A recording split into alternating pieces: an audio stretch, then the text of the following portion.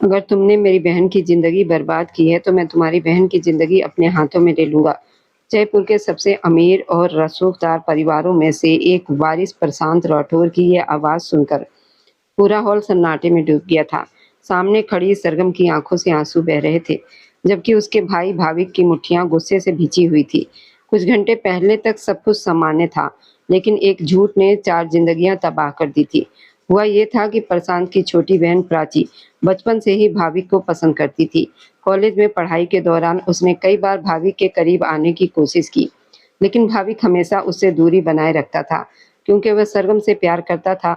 जब प्राची को ये पता चला कि भाविक और सरगम एक दूसरे से शादी करने वाले हैं, तो उसके अंदर की जलन और असुरक्षा ने उसे अंधा कर दिया। उसने अपने भाई प्रशांत से झूठ बोल दिया कि भाविक ने उसके साथ बदसलूकी करने की कोशिश की है। सरगम ने उसका साथ दिया और अपनी बहन की आंखों में आंसू देखकर प्रशांत पागल हो गया।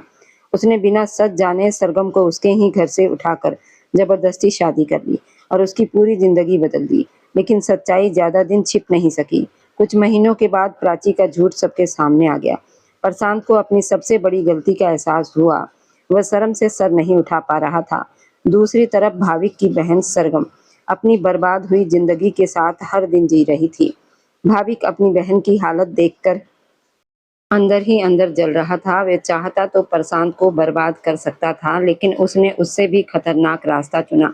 उसने कहा, जिस दर्द से मेरी बहन गुजरी है, उसी दर्द का एहसास तुम्हारी बहन को भी होना चाहिए। और फिर उसने एक ऐसी शर्त रखी जिसने सबको हैरान कर दिया।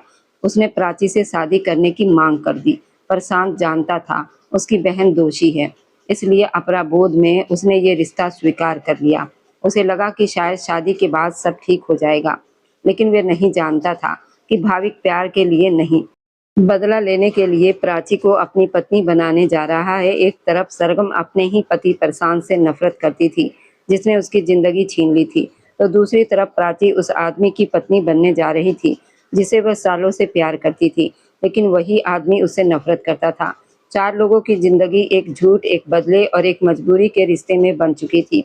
किसी को नहीं पता था कि ये शादी उन्हें प्यार तक ले जाएगी या पूरी तरह बर्बाद कर देगी। ये कहानी उस दिन शुरू हुई थी जब एक शादी जबरदस्ती हुई थी। मैं तुम्हें माफ कर देता, लेकिन तुमने मेरी बहन के साथ गलत किया। उसकी आवाज धीमी थी, लेकिन उसमें जहर भरा था। यह सुनकर प्राची का शरीर कांप गया। कृपया मुझे माफ कर दीजिए, मैं कोई भी सजा सह लूंगी। वह लगभग रो पड़ी। कोई भी सजा? भाभी के होठों पर एक खतरनाक मुस्कान आ गई। वह और पास आया और धीमी लेकिन डरावनी आवाज में बोला, तो सुनो, मैं तुम्हें सजा नहीं दूंगा और ना ही तुम्हें छोड़ूंगा। मैं तुम्हें जिंदा रखूंगा और हर दिन हर पल तुम्हें ये एहसास कराऊंगा कि तुमने क्या किया है। मैं तुम्हारी जिंदगी नरक बना दूंगा। उसकी आंखों में बदले की आग साफ दिखाई दे रही थी।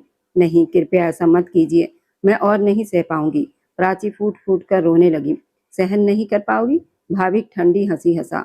जब मेरी बहन रो रही थी, जब उसकी जिंदगी बर्बाद हो रही थी, तब तुम्हें तुम्हारे भाई को सहन करने की याद नहीं आई? प्राची के पास कोई जवाब नहीं था। वह बस रोती रही। अचानक भाभी ने उसका हाथ जोर से पकड़ा, उसे अपनी तरफ खींच लिया। फिर उसके कान के पास झुककर बोला, ध्यान से सुनो, अगर तुमने एक शब्द भी अपने भाई या किसी को बताया, तो मैं एक पल में तुम्हें तलाक दे दूंगा।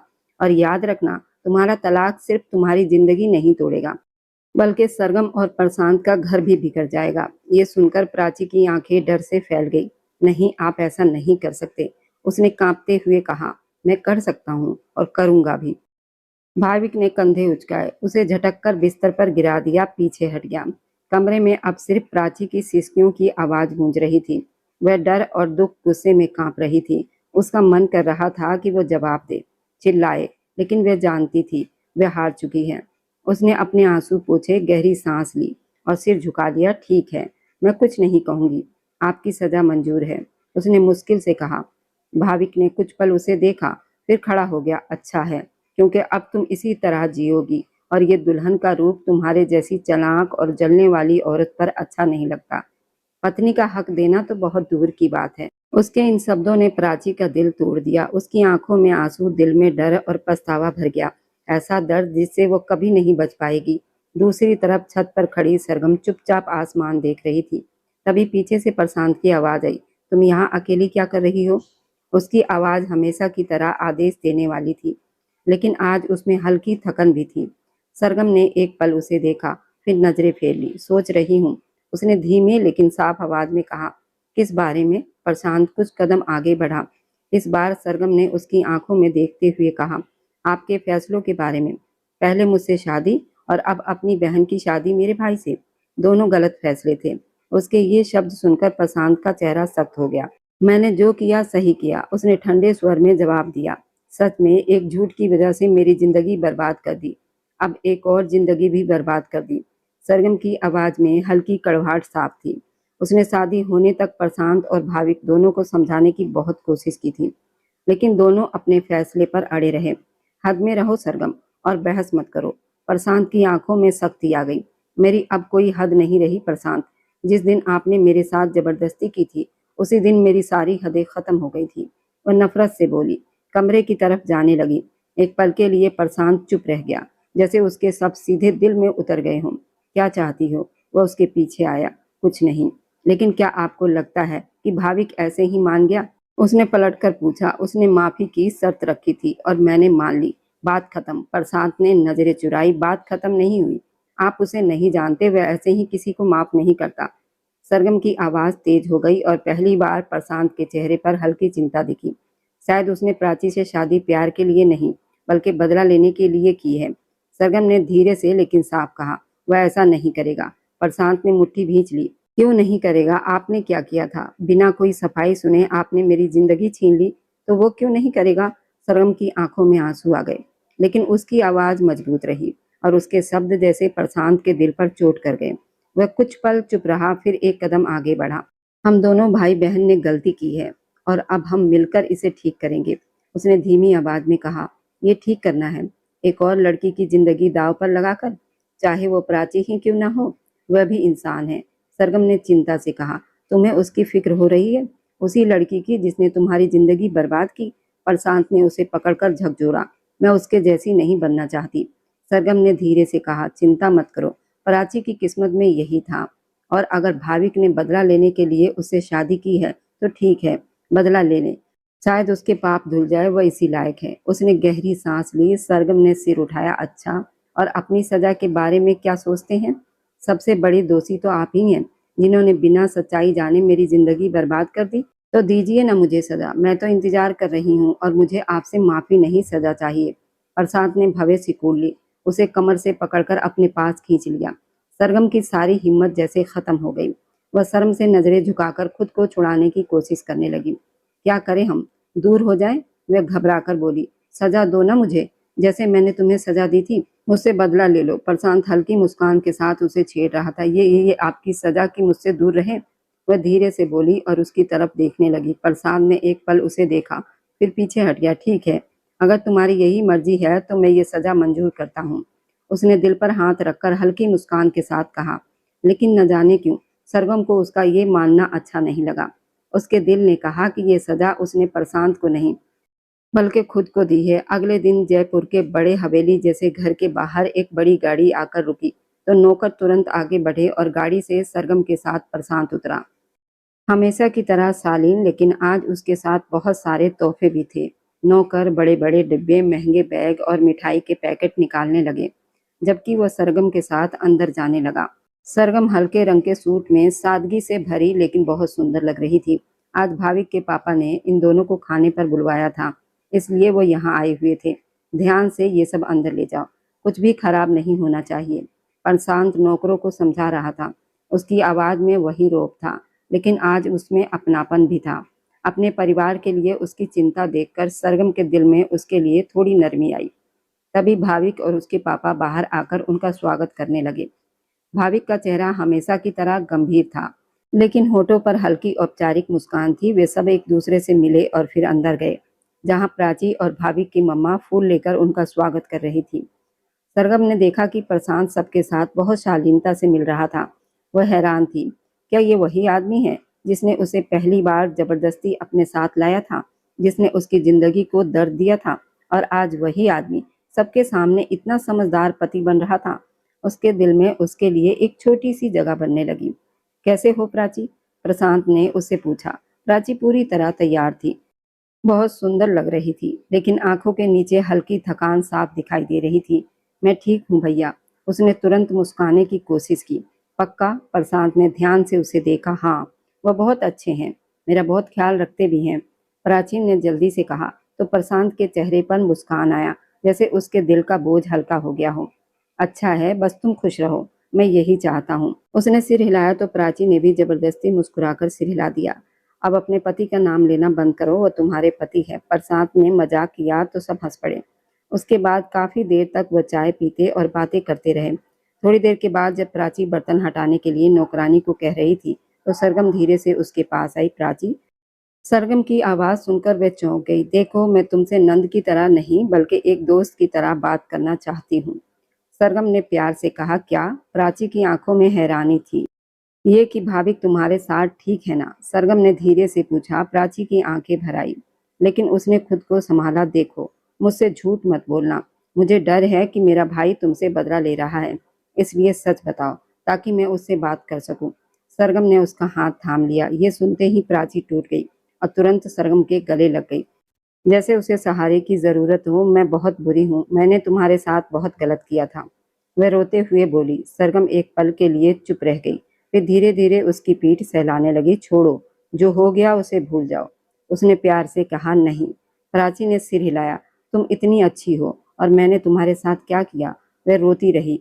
गलतियां सबसे हो जाती है प्राची, इसलिए चिंता मत करो, मैं तुम्हें माफ करती हूँ और चाहती हूँ कि अब हम नंद भाभी नहीं बल्कि दोस्त बनकर रहें, सरगम ने मुस्कुराकर कहा। प्राची ने उसकी तरफ देखा। उसकी आंखों में हैरानी, शर्म और पहली बार सच्चा सम्मान था। तुम सच में बहुत अच्छी हो, वह हल्का सा मुस्कुराई। तुम भी अच्छी हो। अब बस ये बताओ, तुम सच में ठीक हो ना? सरगम ने फिर पूछा। प्राची एक पल के लिए रुकी, फिर मजबूरी में मुस्कुरा दी। हाँ, वह बहुत अच्छे हैं, बस थोड़े सख्त हैं, लेकिन ख्याल रखते हैं। उसने बात संभाल ली। सरगम ने ध्यान से उसे देखा। उसे महसूस हुआ वह कुछ छुपा रही है, लेकिन उसने कुछ नहीं कहा। अगर कभी तुम्हें किसी चीज की जरूरत हो तो मैं हूँ। सरगम ने उसका हाथ दबाया। प्राची की आंखों में फिर आंसू आ गए। धन्यवाद, उसने दिल से कहा। सरगम ने एक बार फिर उसे गौर से देखा। उसके दिल ने साफ कहा कि प्राची खुश नहीं है। उसके दिमाग में भाभी का ठंडा चेहरा और उसकी सख्त नजरें घूम गई। उसका दिल बेचैन हो उठा। भाई, आप क्या कर रहे हैं? प्राची के चेहरे पर साफ हैरानी थी, लेकिन दिल के किसी कोने में शक अभी भी जिंदा था। सुनो, मेरे पास एक सवाल है। भाविक बोर्ड के सामने खड़ा था, सफेद शर्ट पहने, बाजू हल्के से मोड़े हुए। उसकी आवाज हमेशा की तरह शांत आकर्षक थी। पूरी क्लास चुपचाप उसे सुन रही थी। अगर हम इस सिद्धांत को यहाँ लागू करें तो क्या जवाब आएगा? वह बोलते हुए रुका और सीधे उस लड़की के तरफ देखा जो प्राची के साथ बैठी थी। भूमिका, उसने इशारा किया तो वह लड़की हल्की मुस्कान के साथ भाविक के पास जाने लगी। उसने उसे ध्यान से देखा और चौक पकड़ाया, और उनकी इतनी सी नजदीकी देखकर प्राची के हाथ अपने आप कस गए। मुझे क्यों बुरा लग रहा है? वह खुद से सवाल कर रही थी, क्योंकि पूरे लेक्चर के दौरान भाविक उसी लड़की को देखता रहता था, उसी से सवाल करता, उसी की तारीफ करता रहता। उसने एक बार भी प्राची की तरफ नहीं देखा था, और ये नजरअंदाज करना किसी तेज चीख से भी ज्यादा दर्द दे रहा था। भूमिका, तुम एक बार मेरे ऑफिस में आ जाना, कुछ जरूरी बात करनी है और नोट्स भी देखने हैं, भाविक ने सामान्य तरीके से कहा। तो भूमिका के चेहरे पर तुरंत खुशी आ गई। जी सर, वह हल्की शर्म के साथ बोली, और प्राची का दिल जैसे किसी ने जोर से मरोड़ दिया हो। पूरी क्लास बाहर निकल गई, लेकिन प्राची वहीं बैठी रह गई। प्राची, चलो, महिमा ने कुछ कहना चाहा। तुम जाओ, मुझे अकेला छोड़ दो, प्राची ने सख्ती से कहा। तो महिमा चुपचाप चली गई। थोड़ी देर में क्लास खाली हो गई और प्राची वहां अकेली रह गई। उसकी आंखों में आंसू आ गए। तो ये है आपका बदला, उसने धीरे से खुद से कहा। फिर गहरी सांस ली और आंसू पोंछे। नहीं, मैं नहीं डरूंगी, मैं सब सह लूंगी, लेकिन बेवफाई नहीं। वह खड़ी हुई और सीधे भाविक के ऑफिस की तरफ बढ़ गई। उसने दरवाजा खटखटाए बिना ही खोल दिया। अंदर भाविक भूमिका के पास झुककर खड़ा था और उसे कुछ समझा रहा था। उसकी आवाज नरम थी, चेहरे पर अपनापन साफ दिख रहा था। ये सब देखकर प्राची का दिल जल उठा। दोनों उसकी मौजूदगी से चौंक गए। तुम? भाविक ने तुरंत सीधा होकर उसे देखा, जबकि भूमिका हल्का सा मुस्कुराई, जैसे सब समझ रही हो। फिर उसने भाविक की तरफ देखकर कहा, सर मैं चलती हूँ, और वह वहां से निकल गई। दरवाजा बंद होते ही कमरे में सन्नाटा छा गया। प्राची ने एक पल भी नहीं गवाया। वह तेजी से आगे बढ़ी, भाविक का कॉलर पकड़कर उसे मेज पर धकेल दिया। ये क्या था? उसकी आवाज गुस्से और दर्द से कांप रही थी। भाविक ने उसे ऊपर से नीचे तक देखा, फिर हल्की ताना मारती मुस्कान उसके चेहरे पर आई। मैं अपनी छात्रा को पढ़ा रहा था। उसकी आवाज शांत थी। मुझे बेवकूफ समझा है? इतनी नजदीकी, इतनी नरमी, और फिर ऑफिस में अकेले बुलाना, ये सब क्या है? वह और करीब आ गई। तुम्हें क्या परेशानी है? उसका ये सवाल जैसे आग में घी डालने जैसा था। मुझे क्या परेशानी है? प्राची की आंखों में आंसू आ गए। मैं आपकी पत्नी हूँ और मेरा आप पर हक है कि आप सिर्फ मेरे साथ। वह रुक गई। शब्द उसके गले में अटक गए। कहो ना। क्या करूँ तुम्हारे साथ? भाविक की आंखों में खतरनाक चमक थी। उसकी आवाज धीमी थी लेकिन पकड़ मजबूत हो गई। आप सिर्फ मेरे साथ इस तरह की बात कर सकते हैं, किसी और के पास नहीं जा सकते। उसने आखिर धीमी लेकिन टूटी हुई आवाज में कहा। भाविक के होठों पर ताना भरी मुस्कान आई। ओ, याद आ गया तुम्हें? वह अचानक आगे झुका। उनके चेहरे बस कुछ इंच की दूरी पर थे। उसने उसे कमर से पकड़कर अपनी तरफ खींचा और खुद उसे मेज पर बिठा दिया। जब तुमने मेरी बहन की जिंदगी बर्बाद की थी, तब याद नहीं था कि तुम भी किसी की पत्नी बन सकती हो और तुम्हारे साथ भी ऐसा हो सकता है। उसकी बातों में ताना था। प्राची के आंसू निकले। मैंने गलती की, मैं मानती हूँ, लेकिन आप मुझे इस तरह। वह पूरी बात नहीं कर पाई। मैं तुम्हें इसी तरह सजा दूंगा और ये तो अभी शुरुआत है। वे और करीब आया और उसकी जांघ पर हाथ रखते हुए गंभीर आवाज में बोला। प्राची ने डर से आंखें बंद कर ली। उसका दिल तेजी से धड़कने लगा। आप जानबूझकर मुझे जला रहे हैं, उसने धीमी आवाज में कहा। कहाँ तुम जल रही हो? भाविक ने हल्की मुस्कान के साथ पूछा। हाँ, क्योंकि आप मेरे पति हैं। उसने उसका हाथ पकड़ लिया और तेज तेज सांस लेने लगी। एक पल के लिए भाविक की आंखों में कुछ बदला, लेकिन अगले ही पल वह फिर ठंडा हो गया। पति? उसने उसकी ठोड़ी जोर से पकड़ ली। मैं तुम्हारा पति सिर्फ नाम का हूँ, समझी? क्योंकि मैं तुम्हें कभी पत्नी नहीं मानूंगा। तुम सिर्फ बदले के लिए मेरी जिंदगी में आई हो, उसने धीरे से कहा। प्राची ने हिम्मत करके आंसू पोंछे और उसकी तरफ झुकी। मैं सब सह लूंगी, आपका गुस्सा, आपकी नफरत, सब कुछ, लेकिन आपको किसी और के साथ नहीं बांट सकती। उसकी आवाज में पहली बार सिर्फ गुस्सा नहीं, बल्कि सच्चा प्यार भी था। भाविक कुछ पल उसे देखता रहा, फिर हल्का सा ताना मारा। सब सहना सीख लो, क्योंकि मैं रुकने वाला नहीं हूँ। वह पीछे हट गया और प्राची वहीं खड़ी रह गई, आंखों में आंसू, दिल में जलन और एक ऐसा एहसास जो उसे खुद से भी डराने लगा था। कहीं वह उसी इंसान से प्यार करने लगी थी जो उसे तोड़ रहा था। शाम के समय इधर सरगम खिड़की के पास बैठी थी। हाथ में किताब थी लेकिन ध्यान कहीं और था। तभी दरवाजा खुला, प्रशांत अंदर आया। फूट उतारते हुए उसकी नजर सीधे सरगम पर पड़ी। आज बहुत खामोश है, या फिर कोई तूफान आने वाला है? उसने हल्के अंदाज में कहा। सरगम ने किताब बंद की लेकिन जवाब नहीं दिया, बस एक नजर डाली और मुंह फेर लिया। ओह, तो आज नाराजगी चल रही है? प्रशांत के होंठ पर हल्की मुस्कान आई। मुझे आपसे बात करनी है, सरगम ने तुरंत कहा। अच्छा, और ये सलाह किसने दी है? वह उसके सामने आकर खड़ा हो गया। मुझे किसी की जरूरत नहीं, मैं खुद काफी हूँ। सरगम ने उसे घूरकर देखा। हाँ, वह तो मैं देख ही रहा हूँ, इतनी काफी हो कि मुझे भी संभाल रही हो। प्रशांत ने सिर हिलाया। सरगम ने नजरें झुका ली। अच्छा बताओ, मैंने क्या कर दिया?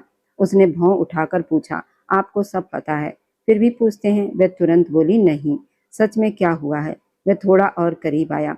सरगम ने एक पल उसे देखा, फिर उठकर उससे दूर खड़ी हो गई। आपने जो फैसला लिया था, मुझे उस पर हमेशा आपत्ति रहेगी। उसकी आवाज में हल्की नाराजगी थी। फिर वही बात?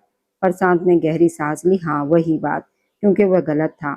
वह जिद पर अड़ी रही। हर बात तुम्हारे हिसाब से नहीं हो सकती सरगम, उसने शांत लेकिन मजबूत आवाज में कहा। और हाँ, बात आपके हिसाब से भी नहीं होनी चाहिए। वह तुरंत पलटकर बोली। कुछ पल की खामोशी के बाद अचानक प्रशांत हल्का सा मुस्कुराया। तुम गुस्से में भी बहुत खूबसूरत लगती हो, उसने कहा। मुझे बेकार की बातें नहीं करनी। सरगम ने मुंह फेर लिया। बेकार नहीं, ये तो तारीफ थी। वह हल्का हंसा। मुझे आपकी तारीफ नहीं चाहिए, सरगम ने गुस्से से कहा। अच्छा, तो फिर क्या चाहिए? प्रशांत ने चुनौती भरे अंदाज में कहा। तो सरगम एक पल के लिए रुक गई, फिर नजरें चुरा ली। कुछ नहीं, लेकिन प्रशांत ने धीरे से उसका हाथ पकड़ लिया तो वह चौंक गई। छोड़िए। नहीं छोड़ूंगा, जब तक तुम सीधा जवाब नहीं दोगी, उसने नरमी से कहा, लेकिन उसकी पकड़ मजबूत थी। सरगम ने उसकी तरफ देखा। आंखों में हल्की झुंझलाहट आ गई। आपको क्या फर्क पड़ता है? उसका अंदाज बिल्कुल पत्नी जैसा था। पड़ता है, वह धीरे से बोला। सरगम की सांसें हल्की सी रुक गई। इसलिए तो तुम्हें मना कर रहा हूँ, वरना मेरा तरीका तुम जानती हो। उसने हल्की मुस्कान के साथ कहा, हाँ, जबरदस्ती करना। सरगम ने मुंह फेरते हुए कहा, तो प्रसाद ने सिर हिलाया। वो पहले था, अब तो मैं तुम्हें तकलीफ देने का सोच भी नहीं सकता। वह थोड़ा झुका, उसकी आंखों में सच्चाई थी। सरगम ने उसकी आंखों में देखा। पहली बार उसे वही सख्त आदमी नहीं, बल्कि कुछ नरम, कुछ बदला हुआ लगा। मैं अभी भी नाराज हूँ। उसने तुरंत नजरें हटा ली। ठीक है, रहो। प्रशांत मुस्कुराकर पीछे हट गया। अच्छा, अब आप मुझे मनाएंगे नहीं? उसने धीरे से कहा, फिर खुद ही चौंक गई, जिस पर प्रशांत हंस पड़ा। ओहो, तो असली बात यह है। नहीं, मैंने ऐसा कुछ नहीं कहा। मैं जल्दी से बोली, अब मैं तुम्हें ठीक से मनाऊंगा। वह आंख दबाते हुए उसकी तरफ बढ़ा, तो सरगम पीछे हट गई। आप रहने दीजिए। वह घबरा गई। कभी सोचता हूँ तुम्हारा नाम सरगम की जगह जान होना चाहिए था। फिर सोचता हूँ नहीं, अगर सब तुम्हें जान कहते तो मुझे बहुत गुस्सा आता। वह हल्की मुस्कान के साथ आगे बढ़ा और सरगम पीछे हटती गई। उसका दिल तेजी से धड़कने लगा। तुम मेरी आदत बन रही हो सरगम। उसने उसके सिर पर हल्के से हाथ रखा और पीछे हट गया। सरगम ने कुछ नहीं कहा, बस नजरें झुका ली और उसके दिल में हल्की सी मुस्कान छुप गई, जिसे वह खुद भी मानने को तैयार नहीं थी। उधर कितनी तेज बारिश हो रही थी और वह अभी तक नहीं आए। वो परेशान होकर बोली, क्योंकि बाहर बारिश बहुत तेज हो चुकी थी। खिड़की के शीशों पर पानी की बूंदें जोर से गिर रही थी और आसमान में बिजली चमक रही थी। हर धड़कन के साथ माहौल और भारी हो रहा था। प्राची खिड़की के पास खड़ी चिंता में थी। तभी दरवाजा खुला और भीगा हुआ भाविक अंदर आया। उसके बालों से पानी टपक रहा था। शर्ट उसके शरीर से चिपकी हुई थी, जिसे उसका शरीर साफ नजर आ रहा था। प्राची का दिल एक पल के लिए रुक गया, लेकिन अगले ही पल उसने खुद को संभाला और तुरंत मुंह दूसरी तरफ कर लिया। इतनी बारिश में बाहर जाने का शौक है क्या? उसने बिना उसकी तरफ देखे कहा। भाविक ने दरवाजा बंद किया और बोला, अभी मुझे तुम्हारा कोई नाटक नहीं चाहिए। वह कुछ कदम उसकी तरफ बढ़ा। मैं नाटक कर रही हूँ? प्राची तुरंत बोली। तो फिर ये क्या है? भाविक ने ताना मारते हुए कहा, मैं आपकी पत्नी हूँ। मुझे चिंता हो रही थी। मैंने आपको कई बार फोन किया, लेकिन आपने उठाया नहीं। वह शिकायत करते हुए आगे बढ़ी, तौलिया उठाया और उसके बाल सुखाने लगी। भाविक एक पल के लिए रुक गया। पत्नी? उसने शब्द को खींच कर कहा, ये सब तुम्हें बहुत पसंद है ना? उसने उसकी आंखों में देखते हुए कहा, कम से कम मुझे एहसास तो है। वो बिना उसकी तरफ देखे बोली। तभी बाहर बिजली जोर से कड़की और भाविक की आंखों में चमक आई। और मुझे भी सब याद है, उसने धीमी लेकिन खतरनाक आवाज में कहा, खासकर वह दिन जब तुमने मेरी बहन पर इल्जाम लगाया था, और मुझ पर भी। उसके हाथ उसके कंधे की तरफ बढ़े तो प्राची का चेहरा सफेद पड़ गया, लेकिन उसने खुद को संभाला। मैं मानती हूँ कि मैं गलत थी, उसने धीरे से कहा। बस इतना मान लेने से सब ठीक नहीं हो जाएगा। वह हल्का सा हंसा। तो आप क्या चाहते हैं? मैं हर रोज आपके सामने झुकती रहूं, माफी मांगती रहूं? वह अचानक गुस्से में बोल पड़ी। हाँ, बिल्कुल यही चाहता हूँ, भाविक ने तुरंत कहा। तो प्राची एक पल के लिए चुप हो गई, फिर हल्की कड़वी हंसी आई। आप सच में पागल हैं। ये सुनकर भाविक की आंखों में खतरा बढ़ गया। वह तुरंत आगे बढ़ा, उसके दोनों हाथ पकड़कर दीवार से लगा दिए और खुद उसके बहुत करीब आ गया। प्राची उसके बीच में फंस गई, कांपने लगी। दोनों की सांसें टकरा रही थी और बाहर बारिश की आवाज और तेज हो गई थी। फिर से कहो, उसने धीमी आवाज में कहा। प्राची का दिल जोर से धड़क रहा था। पागल आप?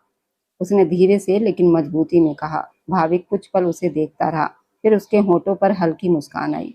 और तुम क्या हो? वह और करीब झुका। प्राची की सांस अटक गई। मैं वो हूँ जिसे आपने सजा देनी है, तो मुझे सजा दीजिए और ये सब खत्म कीजिए, उसने मुश्किल से कहा। भाविक की नजर उसके चेहरे पर ठहर गई।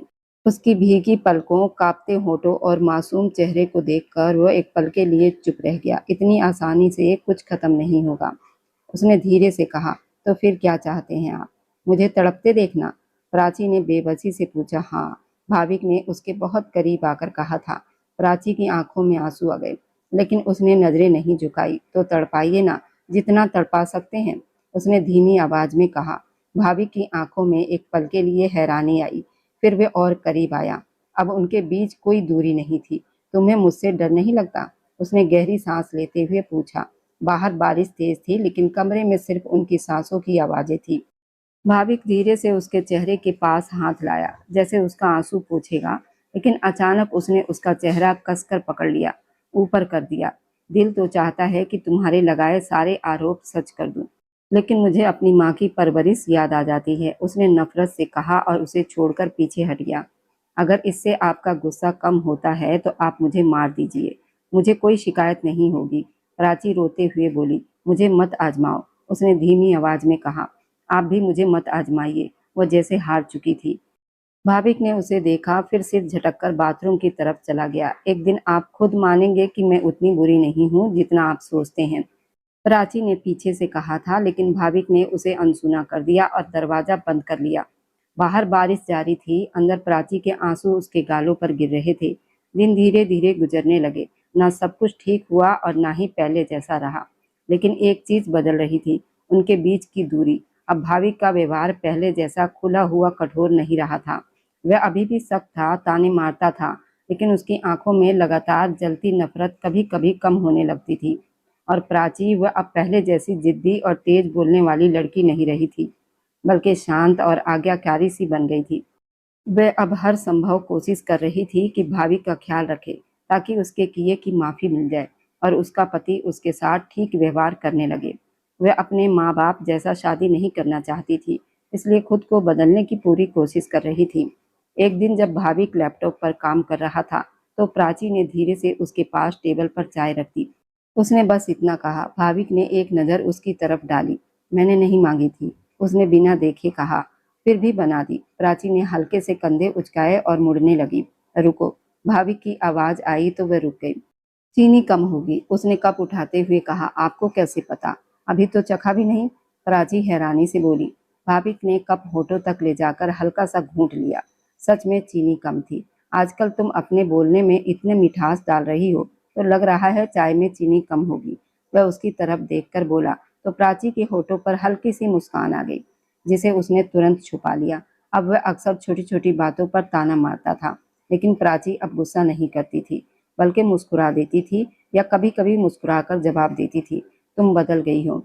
एक दिन भाविक ने अचानक कहा तो प्राची ने चौंक कर उसकी तरफ देखा। कैसे? पहले तो बहुत बोलती थी, अब कम बोलती हो, उसने हल्की मुस्कान के साथ कहा।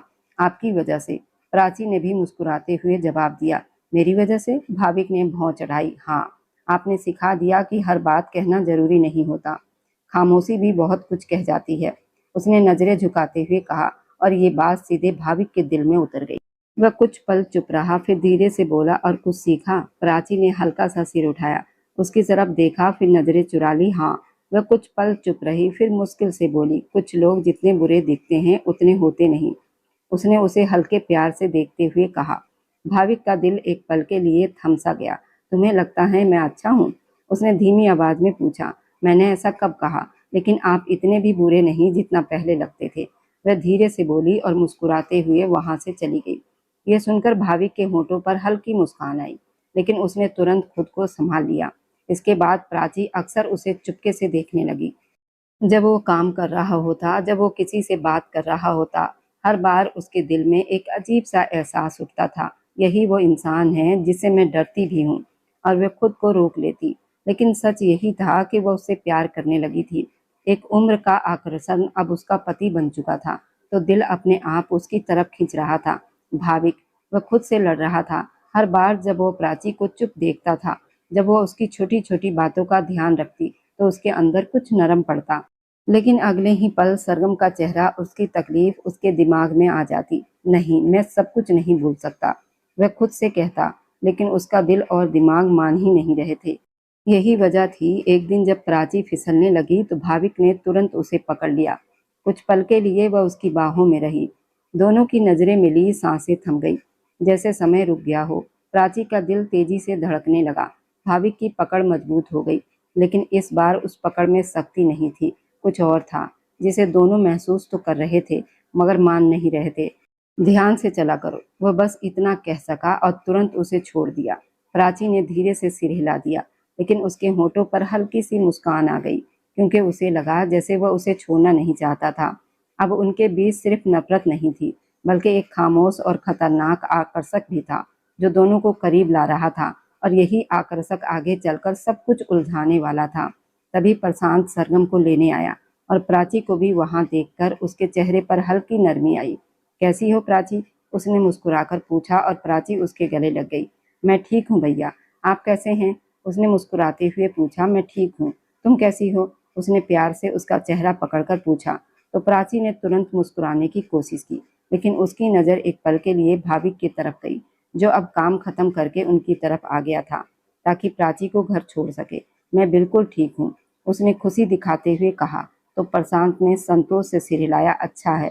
फिर वह भाविक की तरफ बढ़ा, तुम कैसे हो भाविक? दोनों ने एक दूसरे को गले लगा लिया, सम्मान से बात की, जबकि सरगम चुपचाप ये सब कुछ देख रही थी, जैसे इन दोनों की मुस्कान उसे पूरी सच्ची नहीं लग रही थी।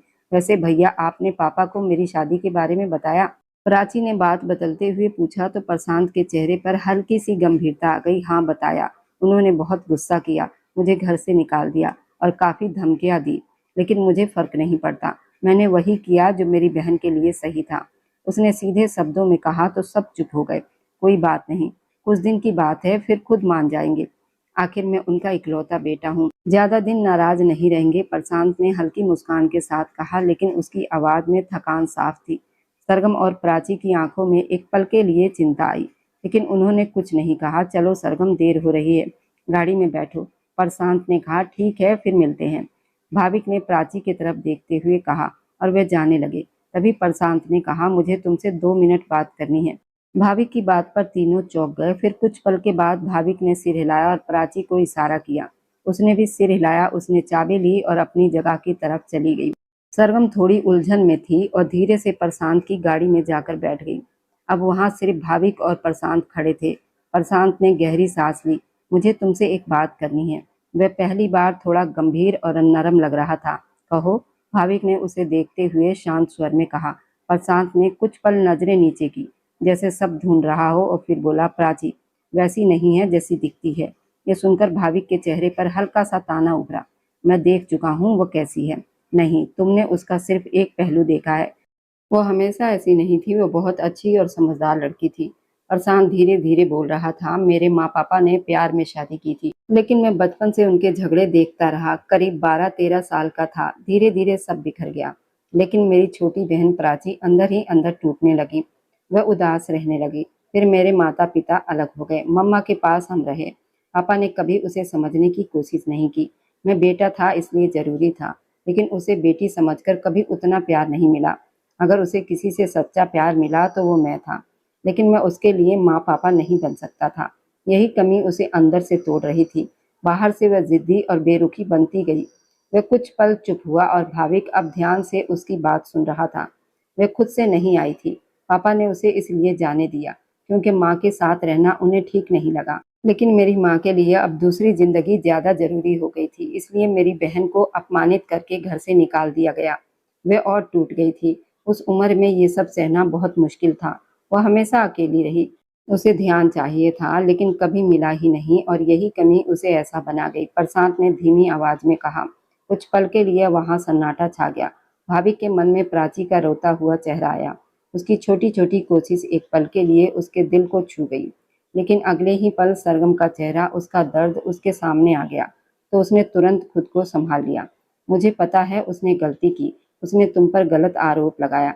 मैंने भी गुस्से में तुम्हारी बहन और तुम्हारे साथ गलत किया, लेकिन मैं अब सरगम को बहुत इज्जत देता हूँ। वो मेरी पत्नी है और उसने मुझे माफ भी कर दिया है। इसलिए तुमसे हाथ जोड़कर कहता हूँ कि मेरी बहन का ख्याल रखना, उसे इतनी सजा मत देना कि वह सह न सके। प्रशांत सच में हाथ जोड़ने लगा तो भाविक ने तुरंत उसके हाथ पकड़ लिए। दूसरी तरफ गाड़ी में बैठी सरगम और प्राची उन्हें देख रही थी। वह सुन नहीं पा रही थी, लेकिन समझ रही थी कि कुछ जरूरी बात हो रही है। मैं समझता हूँ, चिंता मत करो, मैं उसका ध्यान रखूंगा, भाविक ने उसे भरोसा दिया। प्रशांत ने उसकी आंखों में देखा, जिसे कुछ परख रहा हो, फिर हल्का सा सिर हिला दिया। मुझे तुम दोनों पर भरोसा है, होना भी चाहिए, भाविक ने हल्की मुस्कान के साथ कहा। लेकिन उसकी मुस्कान के पीछे अभी भी कुछ छुपा हुआ था। शाम ढल रही थी, आसमान हल्के नीले रंग में रंगा हुआ था और हवा में एक नरमी थी, जैसे सब शांत हो गया हो। ऐसे में सरगम बालकनी में खड़ी थी। उसके गीले बाल हवा में उड़ रहे थे, चेहरे पर मुस्कान था जब उसे बहुत समय बाद मिला था। तभी पीछे से कदमों की आहट आई। आज तो बहुत शांत मूड में हो मैडम, पीछे से प्रशांत की आवाज आई। तो सरगम ने हल्की मुस्कान के साथ पलटकर देखा। नहीं, बस आज दिल हल्का सा लग रहा था, उसने कहा। अभी कुछ देर पहले ही उसकी भाविक से बात हुई थी और उससे उसके मन का बोझ कम हो गया था। प्रशांत उसके पास आकर खड़ा हो गया। कुछ पल दोनों चुप बाहर देखते रहे। फिर अचानक प्रशांत बोला, एक बात बताओ, अगर मैं तुम्हें जबरदस्ती अपने साथ नहीं लाता तो क्या तुम मुझसे शादी करती? उसने हल्के मजाक में कहा, बिल्कुल नहीं। सरगम ने तुरंत उसे घूरते हुए जवाब दिया। प्रशांत हंस पड़ा, देखो मुझे पता था कि मुझे खुद ही कुछ करना पड़ेगा। वह हंसते हुए बोला, अब भी लगता है कि तुम मुझे खुद से पति का हक नहीं दोगी, मुझे फिर से कुछ करना पड़ेगा। उसने आंख दबाकर कहा, आपको शर्म आनी चाहिए।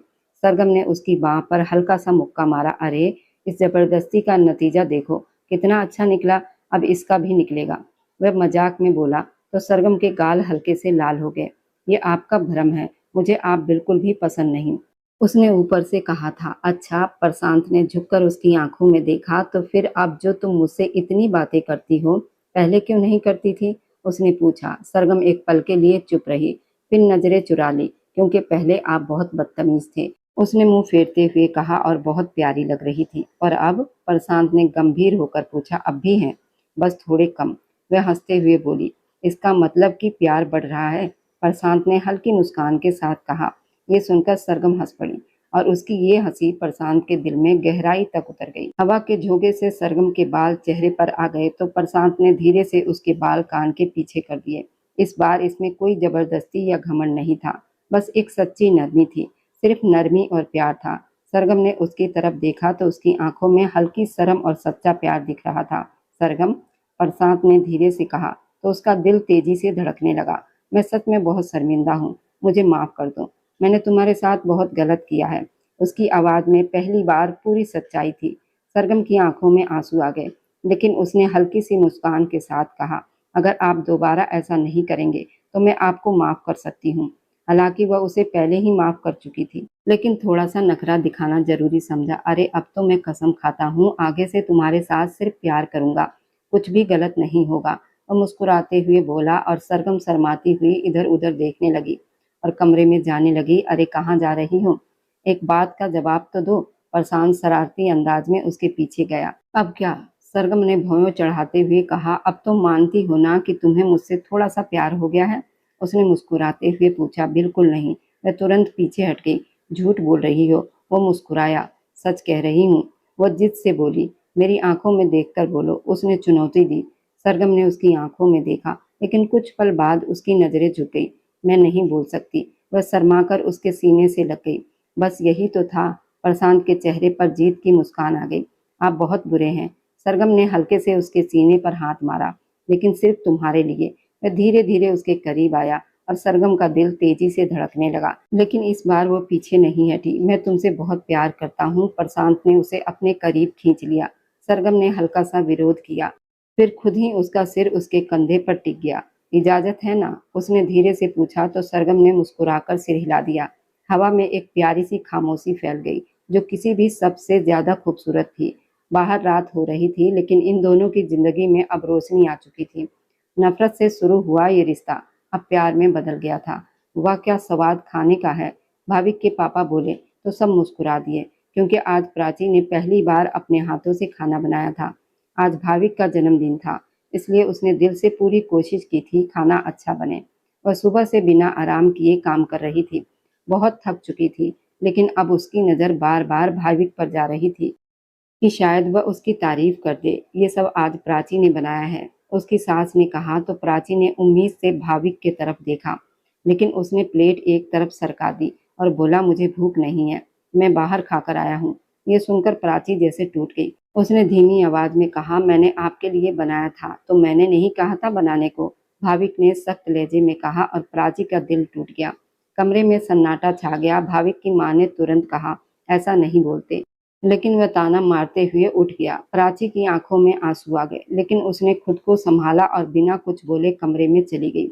उसकी सास ने प्यार से कहा, याद रखना, जितना तुम उसे सर पर चढ़ाओगी उतना ही वह तुम्हें परेशान करेगा। जाओ उसे समझाओ कि पत्नी के साथ कैसे व्यवहार करना चाहिए। प्राची हैरान होकर उन्हें देखने लगी। क्या देख रही हो? मैं माँ हूँ, समझती हूँ। पति की इज्जत करो, लेकिन अपनी इज्जत सबसे ऊपर रखो। ये सुनकर प्राची की आंखों में आंसू आ गए। वह उन्हें गले लगा ली। धन्यवाद माँ, उसने दिल से कहा और तुरंत कमरे की तरफ चली गई। दरवाजा खोलते ही उसने कहा, आपको समस्या क्या है? मैं जो भी करती हूँ आप सबके सामने मुझे नजरअंदाज क्यों करते हैं? आपको क्या मिलता है इससे? भाविक ने गुस्से में कहा, क्योंकि तुम इसी लायक हो। बस कीजिए, क्या मैं इंसान नहीं हूँ? उसने टूटते हुए कहा, जब तुमने मेरी बहन के साथ किया। मैं मान चुकी हूँ अपनी गलती, माफी मांग चुकी हूँ। वह मुझे बहन मानती है, आपसे भी माफी मांग चुकी हूँ। और कितनी बार मांगू, कब तक? वह रो पड़ी। जब तक मुझे सुकून नहीं मिलता, भाविक ने कहा। यह सुनकर प्राची हंसी। आपको कभी सुकून नहीं मिलेगा, क्योंकि समस्या मैं नहीं, आप हैं। अगर आप सच में मजबूत होते तो माफ कर देते, लेकिन आप कमजोर हैं, जो अपनी पत्नी को अपमानित करके खुद को मजबूत समझते हैं। ये सुनते ही भाविक का गुस्सा फूट पड़ा और उसने उसे थप्पड़ मार दिया।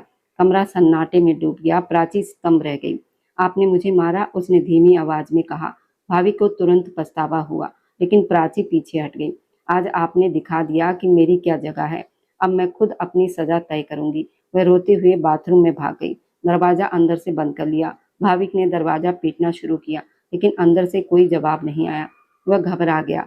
दरवाजा तोड़ दिया। अंदर प्राची फर्श पर बैठी थी।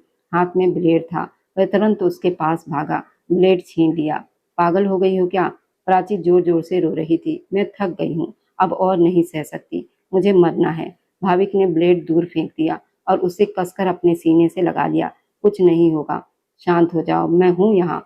अब कुछ नहीं होगा। वह उसके बालों में हाथ फेरते हुए उसे संभालने की कोशिश कर रहा था। प्राची उसके सीने से लगी रो रही थी। मैंने बहुत कोशिश की आपके लिए खुद को बदलने की, लेकिन आपको कभी फर्क नहीं पड़ा। मैं तो जैसे बदनसीब ही हूँ। पहले माँ ने ठुकराया और अब पति भी ठुकरा रहा है। अगर मैं मर जाऊं तो शायद सब ठीक हो जाए। उसकी बात सुनकर भाविक के हाथ उसके कंधों पर सख्त हो गए। प्राची, मेरी बात सुनो। ऐसा नहीं है कि मुझे तुमसे कोई फर्क नहीं पड़ता। अब फर्क पड़ने लगा है, इसलिए तो आज मैं सच बोल रहा हूँ। वह एक पल को रुक गया। प्राची ने सिर उठाकर उसकी तरफ देखा तो भाविक ने आंखें बंद कर ली। धीमी आवाज में बोला, इसलिए मैं खुद से लड़ रहा हूँ। मैं तुमसे नफरत करना चाहता हूँ, लेकिन कर भी नहीं पा रहा। ये सुनकर प्राची की आंखें फैल गई। उसकी सांस जैसे रुक गई। और आज मैंने जो किया उसके लिए मैं खुद कभी माफ नहीं कर पाऊंगा। उसने उसके गाल की तरफ देखा, जहां थप्पड़ का निशान था। प्राची की आंखों से आंसू लगातार बह रहे थे। तो फिर मुझे क्यों सजा दे रहे हैं? प्राची ने टूटे हुए स्वर में पूछा। क्योंकि मैं खुद को सजा दे रहा हूँ। मैं तुमसे प्यार करने की सजा खुद को दे रहा हूँ। भाविक ने धीरे से कहा कि मैं तुमसे प्यार करता हूँ। ये सुनते ही प्राची का दिल तेजी से धड़कने लगा। मैं वादा करता हूँ, आज के बाद कभी तुम पर हाथ नहीं उठाऊंगा और तुम्हें तकलीफ देने के बजाय तुम्हें समझने की कोशिश करूंगा। भाविक ने नरमी से कहा। प्राची के होंठ कांप उठे। मैं भी कोशिश करूंगी कि आपको फिर कभी मुझसे शिकायत ना हो, उसने धीमी आवाज में कहा। भाविक ने उसके माथे को हल्के से छुआ, जैसे दोनों ने एक दूसरे को दिल से स्वीकार कर लिया हो। हम दोनों से गलती हुई थी, लेकिन अब हम इसे ठीक कर सकते हैं। उसने उसे फिर से अपने सीने से लगा लिया। प्राची ने आंखें बंद कर ली। पहली बार उसके सीने से लगकर उसे सुकून महसूस हुआ। बाहर बारिश अब भी हो रही थी, जैसे उस बारिश के साथ उनके दिल में धीरे धीरे प्यार भी भीग रहे थे। और अब जाते जाते बस दिल से एक छोटी सी गुजारिश है। आप जहाँ कहीं से भी मेरी वीडियो देख रहे हैं, कमेंट में अपने शहर और राज्य का नाम जरूर लिखिए। आपके कमेंट मेरे लिए किसी अनमोल तोहफे से कम नहीं होते। और जो लोग अपना कीमती समय देकर मेरी कहानियों को देखते और लाइक शेयर करते हैं, उन सबका मैं दिल से धन्यवाद करती हूँ। अगर आज की कहानी ने आपके दिल को छुआ हो तो वीडियो को लाइक करें और अपने दोस्तों तक ज़रूर पहुँचाएँ। और हमारे इस छोटे से परिवार का हिस्सा बनने के लिए चैनल को सब्सक्राइब करना ना भूलें, क्योंकि आपका हर सब्सक्राइब मेरे लिए आपका प्यार और भरोसा है। फिर मिलेंगे एक नई भावनाओं से भरी कहानी के साथ। तब तक खुश रहिए, स्वस्थ रहिए, मुस्कुराते रहिए।